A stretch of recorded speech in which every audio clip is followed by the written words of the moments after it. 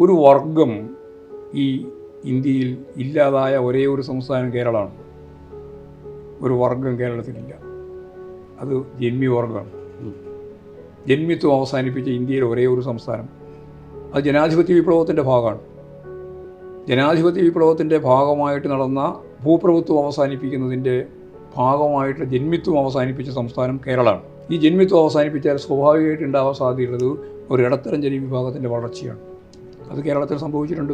അതിൻ്റെ ഐഡിയോളജി സൂക്ഷ്മമായി പരിശോധിച്ചാൽ ബൂർഷ്വാ ഐഡിയോളജിയാണ്. അപ്പോൾ ആ ബൂർഷ്വാ ഐഡിയോളജിക്ക് സ്വമേധയാ വളരാനുള്ള മണ്ണൊരുക്കുന്ന ഈ ഇന്ത്യയിലെ ഒരു സംസ്ഥാനമായ കേരളത്തിൽ അതിനു പകരം ഇടതുപക്ഷ രാഷ്ട്രീയത്തിന് മുൻകൈ കിട്ടാൻ സാധിക്കത്തക്ക രീതിയിൽ അതിനെ രൂപാന്തരപ്പെടുത്തി എന്നുള്ളതാണ് കേരളത്തിലെ ഇടതുപക്ഷത്തിൻ്റെ ഏറ്റവും പ്രധാനപ്പെട്ട സവിശേഷത. അതിൻ്റെ ബെനിഫിറ്റ് ഏറ്റവും ദരിദ്രരായ മനുഷ്യർക്ക് കൂടി എല്ലാ ജനവിഭാഗങ്ങൾക്കും ഏറ്റവും പാവപ്പെട്ട ജനവിഭാഗങ്ങൾക്ക് നൽകിക്കൊണ്ടാണ് ആ നേട്ടം ഉണ്ടാക്കിയിട്ടുള്ളത്. ഇവിടെ ഈ രണ്ട് തരത്തിലുള്ള വികസന മാർഗ്ഗങ്ങൾ കാണാൻ സാധിക്കുക. ഒന്ന്, സമ്പന്നർ കൂടുതൽ സമ്പന്നരാകുന്നു.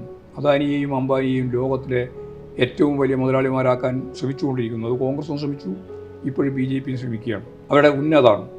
അപ്പോൾ സംഭവിച്ചുകൊണ്ടിരിക്കുന്നത് സമ്പത്തിൻ്റെ കേന്ദ്രീകരണം ഒരു ഭാഗത്ത്, മറുഭാഗത്ത് 50% മനുഷ്യരുടെ കയ്യിലാകെ 3% സ്വത്തേ ഉള്ളൂ.